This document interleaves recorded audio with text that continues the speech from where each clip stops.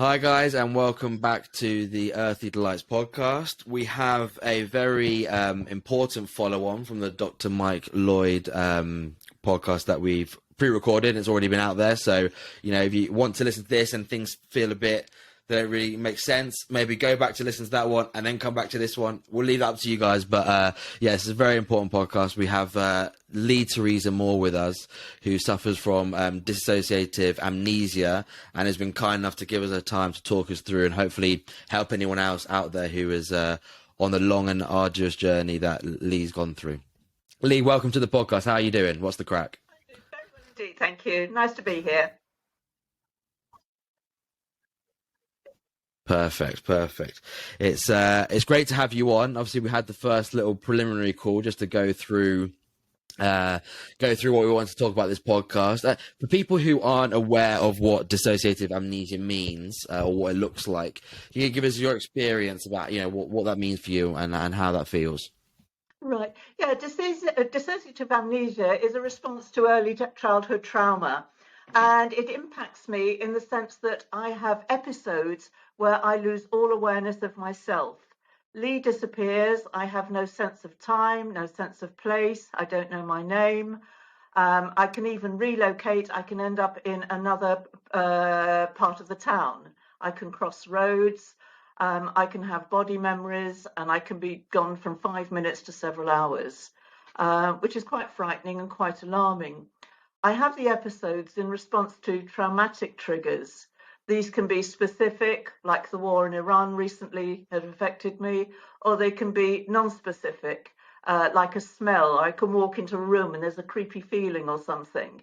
And then I am told, because I don't know what happens to me when I lose my awareness, is the fact my eyes go blank.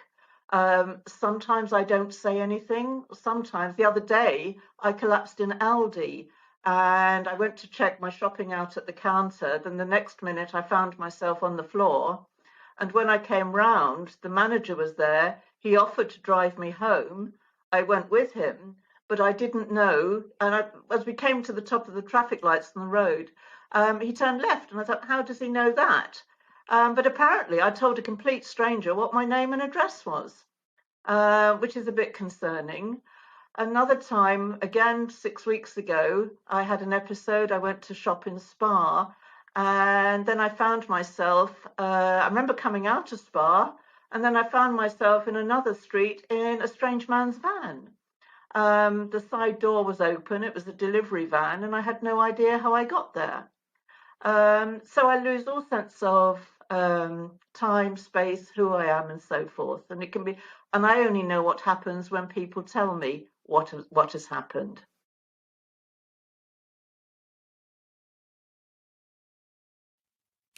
And how long has this been going on, Lee? When can you trace this back to? When was the first episode? The first episode was in Margate, and that was in 2017. And I had gone there with a friend, and we checked into a hotel, and it was a 1950s type of typical South Coast resort hotel. And as I walked into the room, the first thing that hit me was it was like walking back into my childhood. The furniture was all wooden furniture, and it felt just like a room that I had been in as a child. We'd gone down there to meet some friends. We went to have dinner with them. We went back to their apartment. We started playing cards. And then the next thing I knew was that I was back in the hotel with my friend looking at me really, really worried, saying, "What the heck happened to you?" I said, "What do you mean? What do you mean?" He said, "You were out of it. Linda wanted to call an ambulance for you." And I still didn't know what he meant by that. And then apparently we were playing cards, playing nomination whist, and our friends were winning. And I started taking their tricks. My eyes went blank, and I started taking their tricks. And they asked me why I was taking their tricks. And I replied, on one level, I do have some consciousness, even though I don't know what I'm doing and I have no memory after. I told them that I'm taking their tricks because they'd won with them and I wanted to win the game. I mean, that was really bizarre. So really alarming. That was the first episode. It was very frightening. I'm told it lasted about 20 minutes. Naturally went home. I didn't drive. I've stopped driving since 2017. and went to see the doctor the following day. And the doctor thought that I'd had a mini stroke and told me to take an aspirin a day. That was the first diagnosis I had, a potential mini stroke. The episodes started to continued, and I began to get a little bit of a picture that they were in response to trauma that I'd experienced in my childhood, or some of the traumas that I'd experienced in my childhood. And unfortunately, I went to another doctor, and the doctor called them seizures. Because I was blanking out, she said they were seizures and that I had epilepsy big time, and that they were very concerned for my safety. And so they wanted to put me on medication. And the diagnosis didn't feel right to me. It really didn't.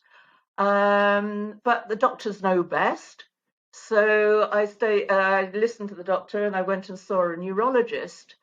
And the neurologist, unfortunately, I had an episode with him. Oh, that's the point. In some of my episodes, I regress to a child, and I can sing nursery rhymes. So one of the people that caused me an enormous lot of distress and who abused me was the family GP. And the neurologist that went to examine me used one of those torches that they shine in your eye, and his face came very close over to me. And I was also abused in the doctor's surgery. So all those triggers, I went off big time. Regressed to a child, began crying, singing nursery rhymes. And despite that, the neurologist said I definitely had a focal seizure, a complex partial seizure, and that I'd got epilepsy. I mean, the facts just didn't fit. And the full history wasn't taken of me. For me, that diagnosis still stands, and I stood my ground with the GP. I wasn't happy with that, and I stood my ground with the GP, and I said I wanted to see a psychologist. I definitely had a feeling the episodes were being triggered by trauma, but doctors kept saying, no, it's seizures, it's seizures. And I do wish there could be a change in terminology, that we don't call dissociative episodes seizures. That's where a start of the confusion starts between dissociative seizure and an epileptic seizure. There definitely needs to be some education on that. So I stood my ground with the GP. I said I wanted to see a psychologist, and she informed me that I just wanted to shop around until I found a doctor that was going to give me the diagnosis I wanted to hear. And she told me to go and find a psychologist. So fortunately, I did my research, and I found a psychologist who had lots of experience with dissociation, and he'd written papers, he'd done some research, and say after a period of nearly 30 years, the first episode, I should backtrack a bit. First episode, whilst it was in 2017, in 1988, I had a nervous breakdown.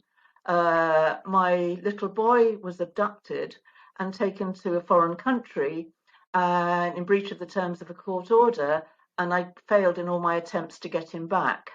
And when I realized that there was going to be no hope of ever getting access or having him back, then I had this nervous breakdown because I just didn't know what to do with the pain or the depression I felt. And I have to be honest, I felt suicidal too. I was also drinking too much. I was aware of that. And so I sought psychiatric treatment. I put myself under the care of a private psychiatrist. And in 1988, I admitted myself to a treatment centre. The psychiatrist did ask me about my childhood. And my reply to her, nothing wrong with my childhood. I had a private education. My parents, there was always enough money at home. I was well fed. I was well clothed.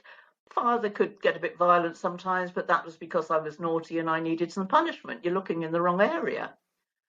Nevertheless, she persisted, and to give the woman her credit, I was diagnosed as an alcoholic, an addict, a codependent, and she asked me to write my life story. she asked me to write a letter to my father with my non-dominant left hand. And it was in 1988 that the first memory of child abuse surfaced. And I thought I was mad. I thought there's no way that anybody, obviously I was mad because I was in a treatment center, but then I was doubly mad because here I am imagining some sort of abuse in childhood. And I was really concerned. I didn't believe it was real. But that was an opportunity for the dissociation to be identified. It was known at the time. So it could have been identified in 1988. Then I think in the early 1990s, 1991, 92, Dispatches had a program on organized child abuse. And I was doing the ironing one minute, and then the next minute, I saw an image on the television screen about the abuse, and I was lying on the floor, curled up in a fetal ball, and my teeth were chattering. I didn't dissociate. I was perfectly conscious, but I had no control over my body. And I had more memories of other people, other men abusing me, one of which was indeed the family doctor. And he was still the family doctor. And indeed, he was monitoring me coming to the treatment centre while I was having treatment. And I actually did confront him. And he really, really did me a great favour because he admitted it. And he told me that most children find it very pleasurable. And he was disappointed that I hadn't remembered that he and father did me in the front room of his surgery. But I was always grateful for that because that was a validation of my memories and my experiences. So, but again, I told the psychiatrist I was seeing, and again, the dissociation wasn't picked up. Then I had 23 years where I lived a normal life, and the psychiatrist was great. Healed the addictions, healed the codependency, the alcoholism. The job was done on that, and coming to an acceptance of the loss of my child. So that worked in that. And then I had 22, 23 years clear until the Margate visit. So trauma doesn't have a clock. It stayed buried in my psyche. The demons were dancing in my psyche for decades. But then, I say, they surfaced, and I believe they surfaced because I was probably strong enough to deal with the horror and the nightmare of what I'd experienced. So, unfortunately, through, I stood my ground with the GP, I found a psychologist who was able to assist me enormously. And over a period of 3 years, we've managed to identify and resolve the trauma. The other good thing about the episodes is the fact that when I do get triggered, it has been, or when I was triggered, I'm cautiously optimistic I might be coming to the end of my episodes. There have been opportunities for me to identify what happened, to acknowledge and to feel the feelings. I wasn't allowed to feel my feelings as a child. So I've had the opportunity to release those memories and come to terms with them. And I have to say, the whole experience has enabled me to realize the indomitability of the human spirit within me. There's something, the dissociation certainly helped me to survive. There's no way, when I look back at the experiences, there's no way. I mean, the abuse began when I was 3 years old and didn't end until I was 14 and I became pregnant. The fact that I got through it all, the dissociation certainly helped me, because at one stage I was really angry with the dissociation. But now I can see that it protected me and has actually helped me heal, ironically. It really has. But again, with these skills of a psychologist who knows about the subject, who knows about the issue, who understands it, and also a psychologist who has respected me, who has listened to me, and challenged me at times, which has been absolutely great. So I do believe it or not, the last 3 weeks, I have stopped listening to Ukraine because the episodes certainly increased while I was watching the news on the Ukraine. But again, they were an opportunity for healing. They very definitely were. But having said that, I've also turned off the news and I haven't dissociated for the last 3 weeks. Is there anything else you'd like to ask me? Mm. Lee, one thing I wanted to ask, thanks for sharing all this, is there are so many points that you raised here that I would love to unpack, but one thing that I think that strikes me as crucial is how the importance of the validation you mentioned you received after the doctor confirmed that what you thought might have happened did happen. Do you think that a lot of people that had adverse childhood trauma don't get that validation and then subsequently can't fully heal? Do you think that's a massive impediment to healing? When you say the doctor, do you mean the therapist who worked with me and the therapy I had, or the doctor that abused me? Which doctor are you referring to? I'm sorry, I meant the GP that abused you. The doctor who abused me, it certainly helped that he validated those. He bragged that he enjoyed it. He really enjoyed telling me and acknowledging it. But at the time, there's no way I could sue him or bring proceedings because I was the addict, the alcoholic in treatment. And in the early 80s, they hadn't accepted the extent of abuse in childhood. And in terms of credibility, he was Oxford educated, from a respectable GP in a West London suburb. I wouldn't have stood a snowball's chance in hell. And plus the fact I would have re-traumatized. I was so fragile in my early stages of recovery, our adversarial legal system would have absolutely crucified me. It would have stopped my healing process. I'd imagine there might be people listening who are in a similar boat that may believe that they did suffer childhood trauma, but they don't have the validation because maybe what they think happened to them sounds absurd. Or, people are trying to say, yes. no, that didn't happen to you. No way, absolutely. You had a nice childhood. Or that didn't happen that time. And I just wonder how powerful the validation it is itself. The fact that for 100% it did happen to you. So then you're trusting yourself again. You're not denying your own experience. And I think part of me feels that so many people who are experiencing heavy trauma are not being listened to. Their experience is being denied, and that subsequently can't let them heal. Yeah, there's two ways there. One, I was very lucky that an abuser admitted it. Okay, it was in privacy, I didn't record it. In one sense, nobody's going to do that because they're admitting liability for a criminal offence. But as you say, the other validation was with the therapist I heard, because, say, Ukraine, the worst comes last, sadly. And my partner Paul will be speaking to you shortly. Ukraine really did. The killings in Ukraine really brought up some horrors for me. And I also think they were responsible for me collapsing. Because I don't know if I mentioned earlier that I do have body memories sometimes. Have I mentioned that? That I have woken up, I'll come out of an episode, and the following day I've got big finger marks on the tops of my arms. And then I get flashbacks of being held. And so I did witness some awful atrocities during childhood.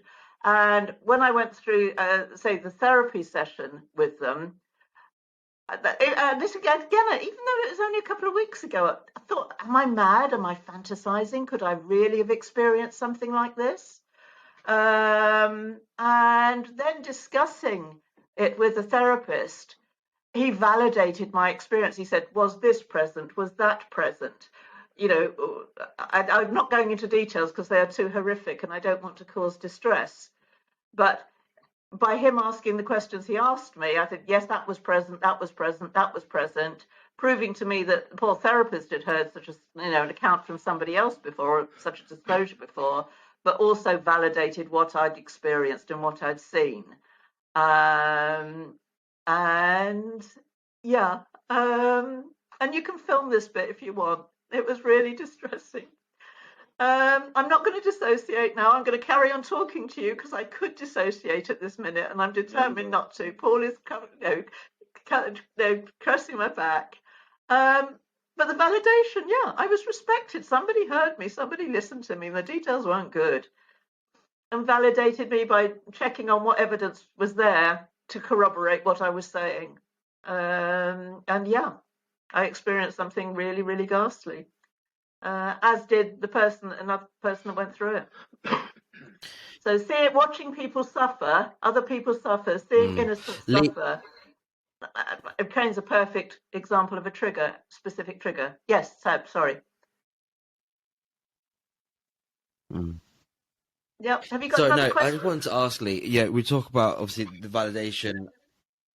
We talk about the validation and how obviously that helped in the sense of obviously it's ghastly that to be affirmed that that's happened to you. I'm sure in some ways you would have almost wished that that wasn't the case, but at least like you've said and Jim has said, it has allowed you to commence that journey of healing, to be like, okay, look, I'm not imagining these things. These things happen. I also wanted to wonder, just to ask, what did it feel like after that 30 years of being sent around the houses by, medical staff diagnosing you with all different seizures, epilepsy, and so on, to finally find your therapist and to be diagnosed with dissociative amnesia, and to feel like you finally had a diagnosis that actually fit, that you could, that you fit well, and you're like, yeah, you know what, that does tick all the boxes, and that doesn't feel wrong here, and I can actually trust this diagnosis. I imagine, whilst obviously no one wants to be diagnosed with anything that's bad for your health, of course not.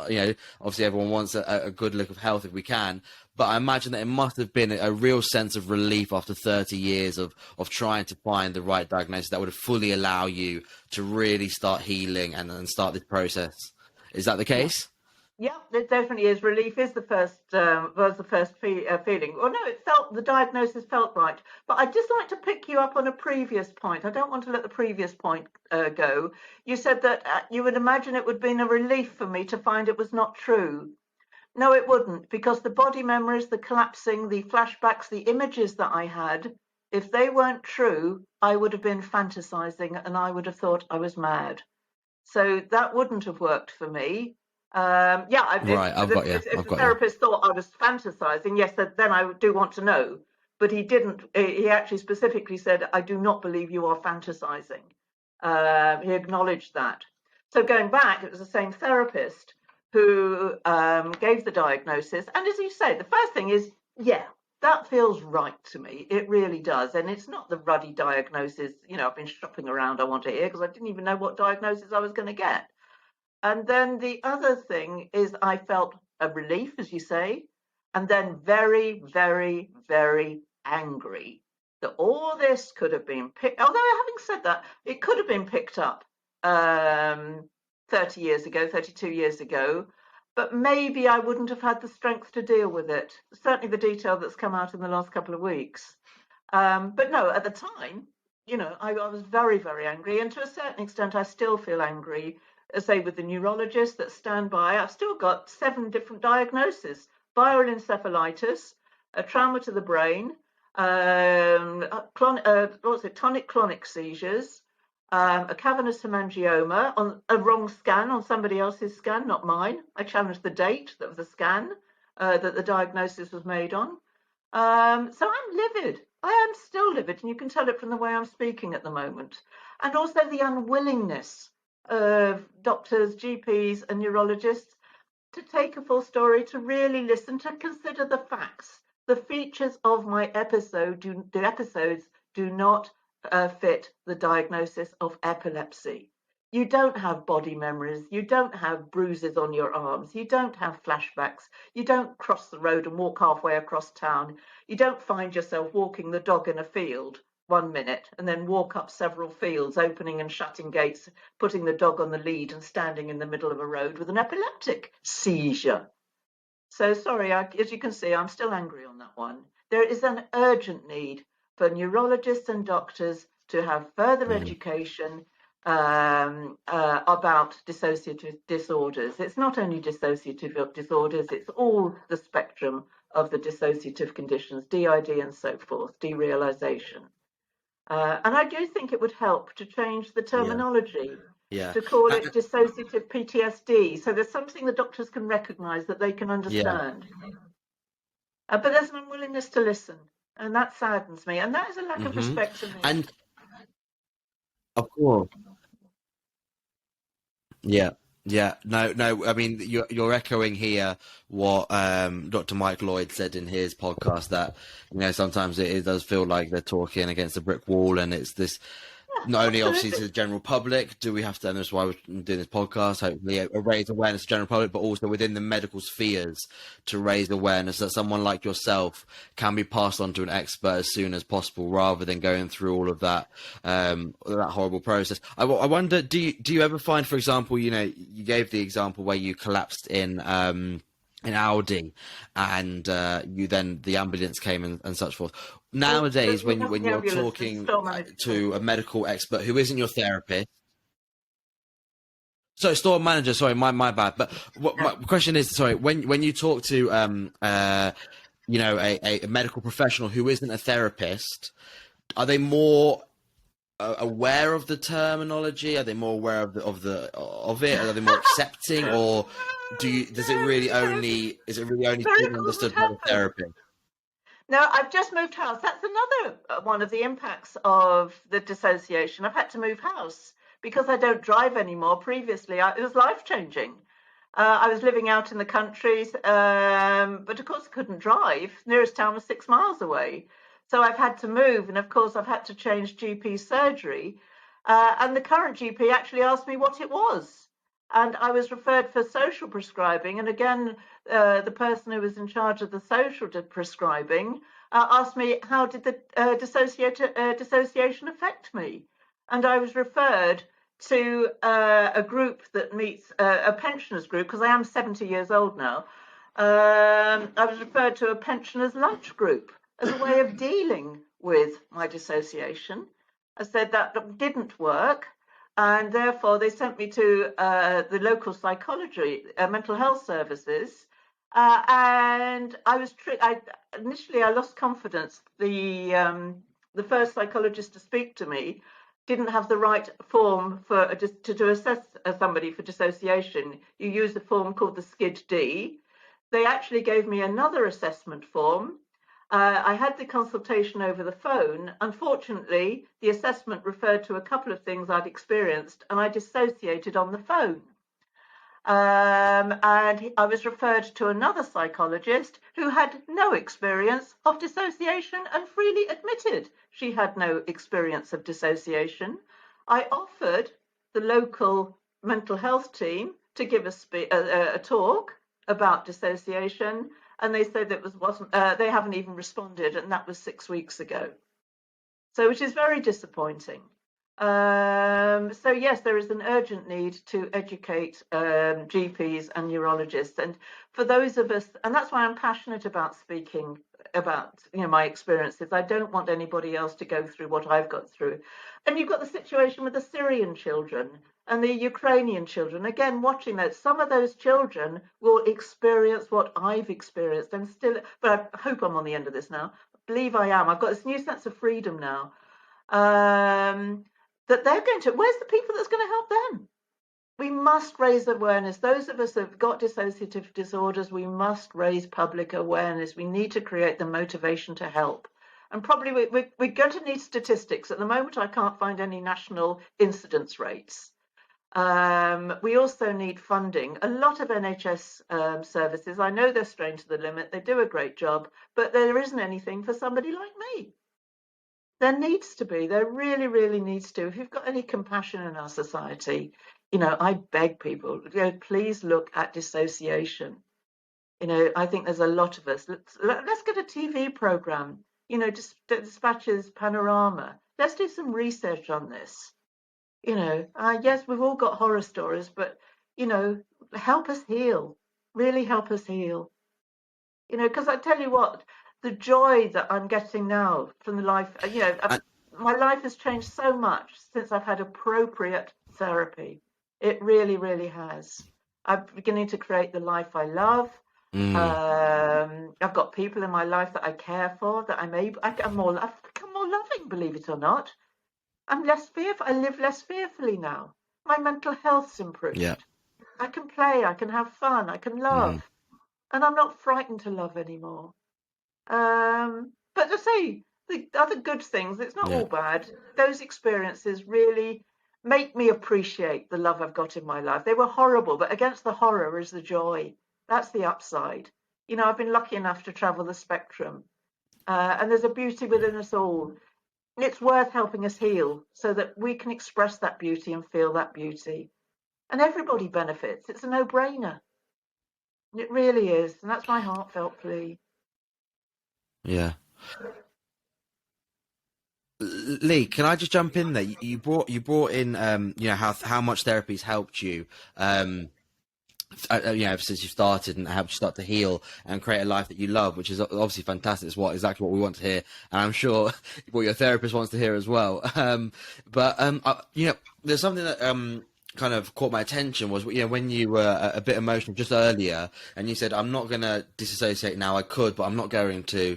And can you talk us through? And maybe this is just my own misunderstandings. Forgive me for this, but what are some of the tools? So for anyone who's listening to this, who maybe is on the precipice of, can I go to a therapist? Can I afford it? Is it worthwhile? What really can they help me? Am I a lost cause? What are the type of thing? You have to go into great detail there, but just the type of tools that a therapist can help give you that can help, like you said, create a life where you now really enjoy it and no longer live with fear. Because one of my misunderstandings may be that I felt like disassociation was something completely involuntary, and I wasn't sure that you could ever gain control over it. But maybe the way that you said there, that I'm not going dissociative now, maybe they've given you some tools where you can not choose, but you can, kind of stave it off a little bit if certain things are put into practice. Is that correct, or am I misunderstanding? Yeah, no, you're absolutely spot on that one. It's a very valid point. What the therapy enabled me to do was not only to release the unresolved trauma, to identify and release it, but, and let's see, this is where the triggers helped, was the fact that I was able to learn to identify what those triggers were. Okay, so to a certain extent, I can predict some of my episodes. So the Prince Andrew situation. If I watched a program on that, I'm going to go off on one.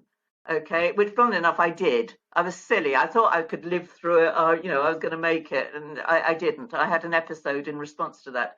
So, but I have got more competent on identifying my triggers, so I can preempt some episodes, and some things that used to trigger me don't. I've just got a voluntary. I do some voluntary work in the local charity shop, and I never know what. That's the trouble. I never know when something's going to hit me. I'll be struck with somebody, and somebody in the shop, the first day I was there, said something that was absolutely spot on one of the horrors that I said. It wasn't actually appropriate to be said, and I thought, oh boy, first day here, am I going to go off on one? I realize this is a trigger. I have a choice. This is 2022. I don't have to go off on one. And I carried on talking to myself, reassuring myself, and I didn't. I stayed present, and I didn't have an episode. So I certainly have some triggers that I can now preempt. I certainly know places with certain atmospheres I wouldn't go into now. I do challenge myself at times. I want to practice, because if I can dissolve those triggers, then I'd rather do so. But obviously, I never know when I'm going to be hit with one. So yes, I can identify them. I can predict some. Sometimes with my partner, I can just say, I think I'm going to go off on one, and he can reassure me. He supports me and helps me through those. So yes, the therapy has helped. The tools are prevention, prediction, reassurance, and they've helped immensely in that regard. Can I ask, Paul, what did you know about disassociation before you, and maybe can you just talk us about that learning process, and how is it living in a partnership with Lee on a day-to-day basis? Yeah, thanks. To be honest, I knew before I met Lee, I knew absolutely nothing about dissociation. I didn't even know. I had to look it up in the dictionary to see what it meant. I'd never have a clue. So I've learned one heck of a lot since then. And I suppose also one of the main challenges has always been the unpredictability of Lee's episodes, because they can happen outside, at home, in a restaurant, literally anywhere, and then it's kind of getting used to dealing with that. They happen very quickly, almost within seconds. I can say 1 minute she's talking to me, we're having a normal conversation, then she stops, and I look at her, and her eyes are glazed over, and she's just not responding to me at all, and she looks totally, she's gone, she's gone somewhere else away from me. But luckily, the therapist, who we all know is very helpful, he gave me some support and told me what to do in the situation. And that is take her hand, talk to her, tell her she's safe. There's nobody nasty around who's going to do any harm. And then usually after about 10 minutes, she gradually comes back to me. And then she won't remember any of that. I mean, one of the main problems of being a partner for any of you out there who might be going through this is it's quite isolating as well. Because Lee doesn't remember her episodes, but I remember every detail of it. So I'm the one who goes around with a big weight sometimes on my shoulders because I've taken it all on board. So now I'm learning more how to de-stress myself and look after one of your questions about looking after my mental health. Yeah, that's important. And I'm sort of trying to do that these days because there's no support groups for us, because there's no support groups for her. So, for the partner, there's nothing. But we're getting there. We're getting there. Yeah. What about separate friends?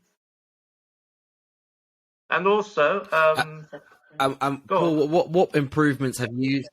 Sorry, go on, Paul. Go on. No, you carry on. Okay. No, I was just saying, other ways of coping, Okay. really. Other ways of coping, I find. We do have our own space.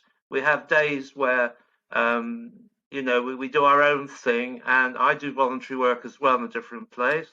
And so we have mutual friends, but we have separate friends as well. So there's sort of people I can talk to who won't interact with us straight away. It makes it good for me. I've always got somewhere I can, they say, how's it going kind of thing. So we all need somebody to talk to offload a bit.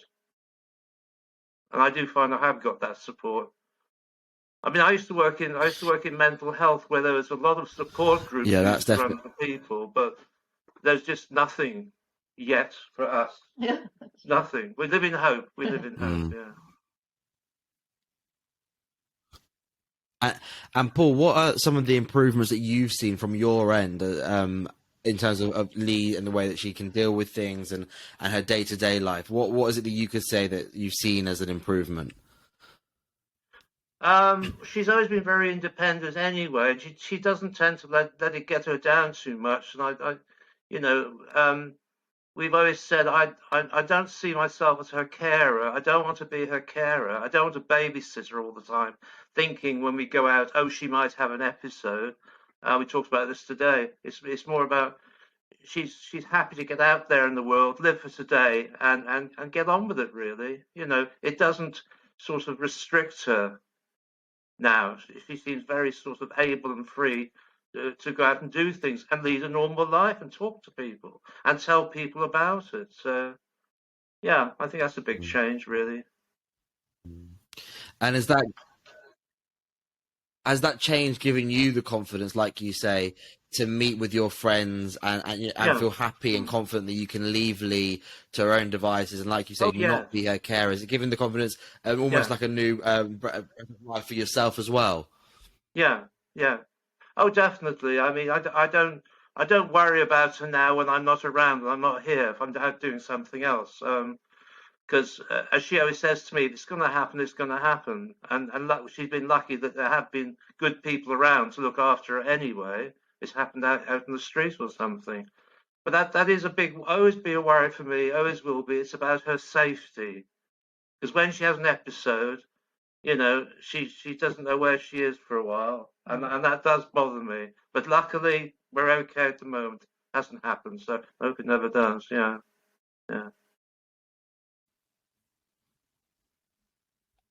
And Mike, forgive me if this is maybe slightly intrusive, and if you don't feel comfortable answering, then feel free to say so. I just want to ask if you could explain in some detail what a general episode, what that looks like. Just the reason I ask this is just that if someone else has maybe seen their brother or sister or partner or whatever it may be go through something similar, what does that what does that look like, so that they can go, oh, you know what, that sounds exactly like what my mate went through yesterday, and now I can come and tell him to listen to this podcast and to listen to the Mike Lloyd one and start. I know you said that she glazes over and you have to talk to her softly, and eventually she comes around. But in that 10 minutes where she's not with you, what is it? Is it silence? Is she saying things that are not coherent? What are the types of things that happen in those 10 minutes?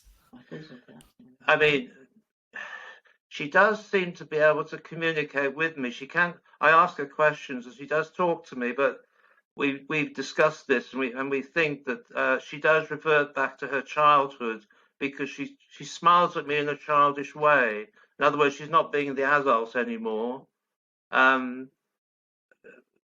But I am almost conditioned and quite used to it now. I know it's always the same. It'll be the same procedure for 10 minutes, where I can ask her questions. I'll say, do you know where you are? And she often says, yes, I know where I am. But she's not looking at me in a Lee way. She's looking at me in a different way. She is looking very distant. She's not quite with me. But she always smiles at me. She always seems really happy. The collapsing in front of the oven the other day. Yeah, there have been a few more instances lately we've had where she's experienced a fall as well, just something different. I found her collapse in front of the oven the other day when I came downstairs. So that was something a bit different. But I mean, she's been to see the GP. Obviously, they're having to look at other things as well to see in case there's something else going on, which might not be connected. Cutting the apples. Yeah, I guess it's just this sudden change in behaviour. I think the important thing is it happens so quickly, in seconds, literally. I can be talking to her, walking down the street, and then suddenly I look at her and I can tell she's totally gone, absolutely gone. She's not with me at all. So normally I do then take her, find a seat, sit her down is the important thing, as the therapist said, and just talk to her and reassure, say, you are safe. Nobody's going to hurt you. You'll be fine. And just sit out the 10 minutes and just hold her hand, really. And she's usually fine after that. So, but she won't remember any of it. I have to say, I say to her, you've just had an episode, don't you? And she'll say, oh, did I? I didn't know. So, yeah. But we cope very well. Right. Okay. That's very helpful. And well, yeah, clear to see. It's clear to see. And the last question that I have from my end, just again trying to just help establish certain norms so that maybe people can start to identify this and maybe help themselves. When Lee's going through a good period of time, however long that may be, 2 weeks, a month, whatever, how often are the episodes then? And when she's going through, like you said recently, with the Ukraine and such forth, when it's a lot more a stressed period of time, how much more frequent are they, the episodes?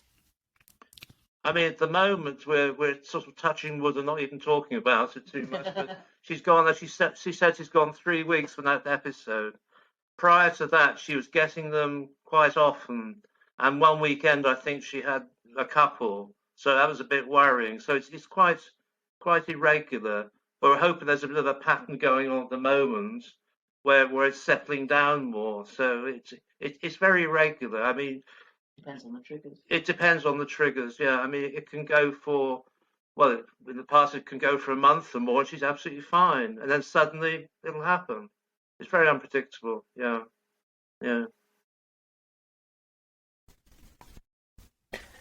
Thanks for that, Paul. And just before we come back to Lee, I just wanted to ask, is there anything that you think, if someone like you has a loved one who either maybe has this association, maybe it's not confirmed yet, it's not diagnosed, but potentially, or someone who's struggling with that process, like they're not sure how good they are or how supportive they are with their loved one. Is there anything that, like Seven myself didn't provoke, that you would like to say to someone who has a loved one in a similar position? Yeah, I would say, easy for me to say now, but I would say, no matter how difficult you find caring for somebody or looking after somebody, they're the ones who have the condition, which is a pretty rough thing to have. No matter how you feel, imagine how they must feel about having this problem. So yeah, that's the way I see it anyway. we're still better off than what they might be when they're having an episode. So yeah, and it's not their fault they got this condition. You see, is it? So yeah, have faith, have courage. Yeah, that's what it is. Love. Love.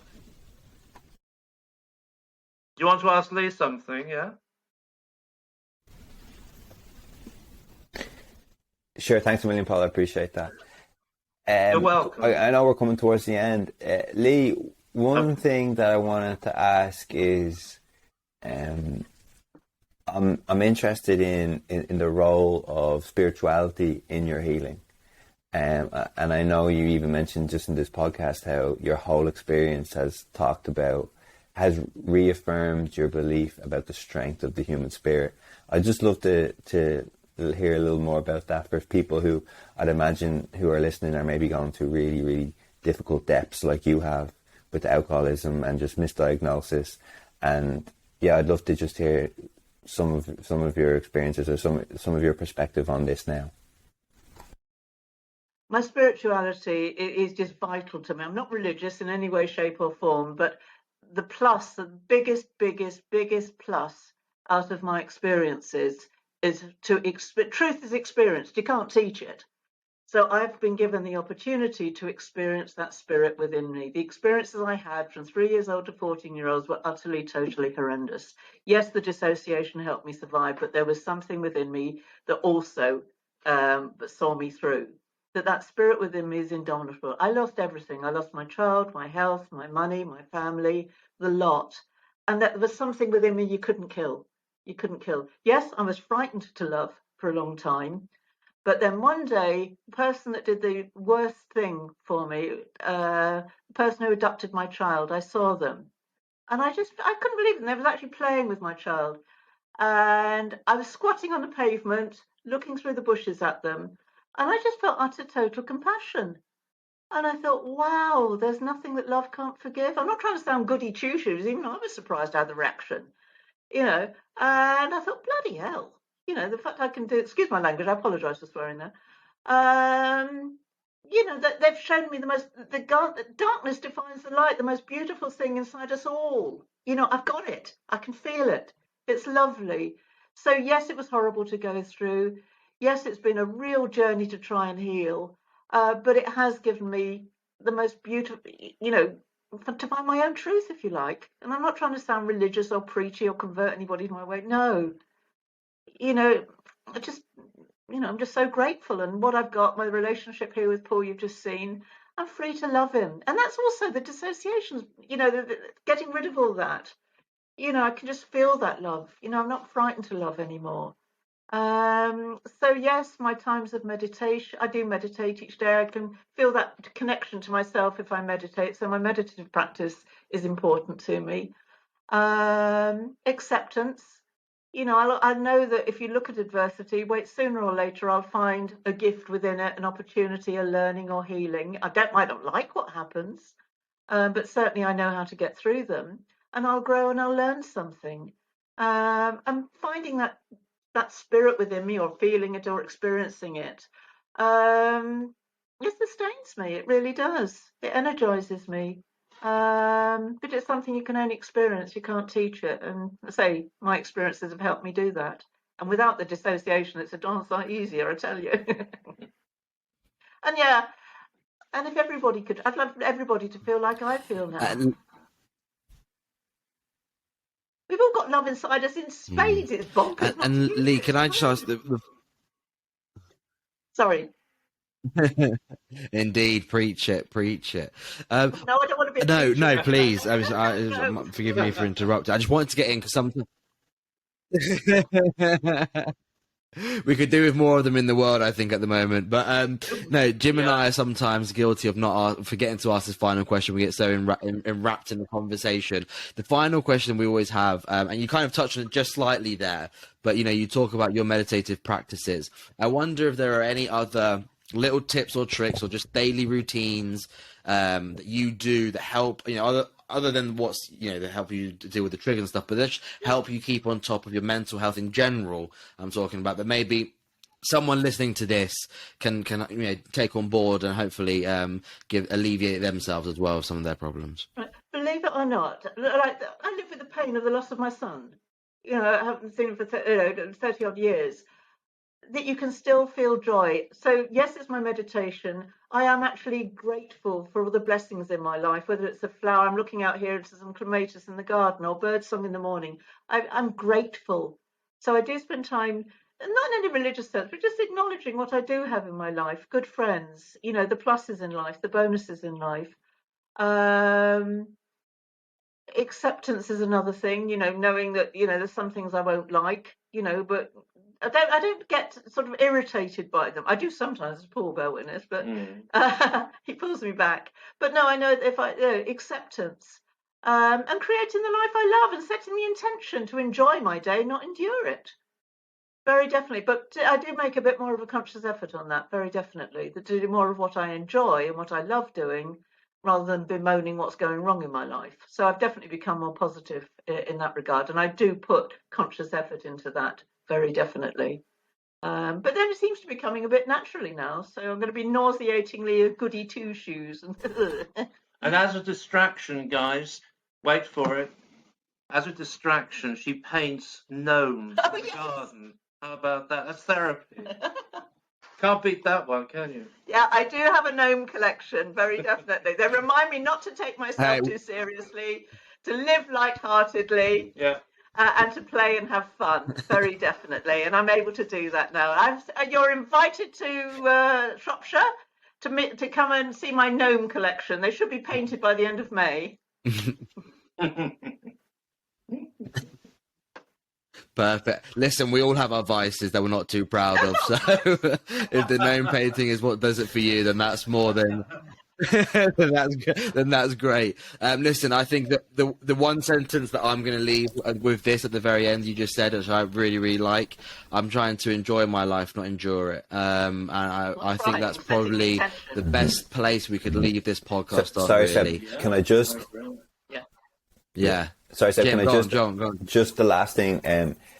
Lee, is unfortunately your experience is somewhat common, and we think that people will be listening and would have had difficulties.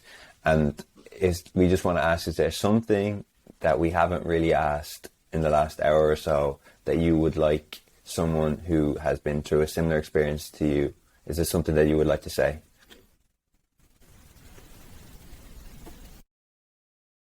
Be very gentle with yourself. Be very patient with yourself. And also you need courage to look at your dark side, because some of the experiences we can go on to hurt others. And that's probably the hardest thing I found, was looking at my own dark side, where I'd behaved in ways that were less than perfect. But that was one thing that therapy helped me with. When the therapist said to me, because I felt very guilty about the loss of my son, and because I'd been so traumatized, I couldn't be a good parent. So I lived with the guilt. And then it was pointed out to me that it wasn't that I wouldn't be a good mother, it was because I couldn't be a good mother. That traumatized people do not make good parents. So the alleviation of the guilt was very helpful to me. So yes, be patient, persevere, be gentle, but definitely get the right person, if you can, to work with you to deal with the dissociation, and have support around you. And sadly, there's not enough yet. But I hope with the start of this video, we might start creating an energy that will do that. So we can literally enjoy life, not endure it. With gnomes, of course. Perfect. We'll leave it there. with gnomes. We'll leave it there. Thank you ever so much. This has been absolutely perfect. Okay, got me gnome.